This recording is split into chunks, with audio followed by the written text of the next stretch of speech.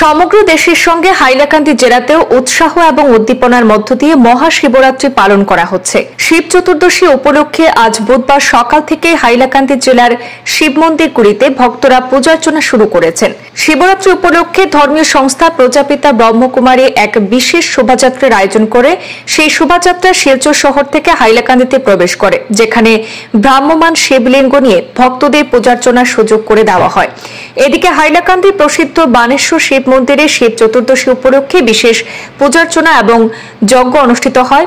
মনস্কামনা পূরণের আশায় পুরুষ এবং মহিলা ভক্তরা সারিবদ্ধভাবে শিবলিঙ্গে পূজার্চনা করতে দেখা গেছে। মহাশিবরাত্রি উপলক্ষে সবাই এসে আবাল বৃদ্ধ সবাই এসে স্নান করাচ্ছে বানেশ্বর শিব মন্দিরে।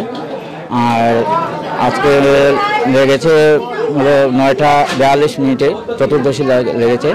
আর কালকে 8টা বৃহস্পতিবার, কালকে 8:31 ছেড়ে দেবে। কালকে গোস্বামী মতে কালকে দেবে। সবাই সুন্দরভাবে আবাল বৃদ্ধ সবাই আনন্দ করছে, দিচ্ছে। বানেশ্বরায় নরকার্ণবতারণায় জ্ঞানপ্রদায় করুণাময় সাগরায় কর্পূরকুণ্ড ধবলেন্দু জটাধরায় দারিদ্র দুঃখ দহনায় নমঃ শিবায়। মানেশ্বর বাবা কি জয়, মানেশ্বর বাবা কি জয়, মানেশ্বর বাবা কি জয়। নমস্কার। আজ শিবরাত্রি উপলক্ষে আমরা অগ্নিকন্যা সামাজিক সংস্থার সবাই প্রেসিডেন্ট, সেক্রেটারি, আমি মিডিয়া কনভেনার আর প্লাস মেম্বাররা আমরা এখানে এসেছি।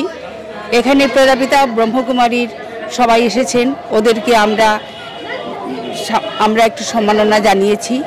আর পুজো এখনও আমরা দেইনি, পুজো সন্ধ্যার সময় দেব।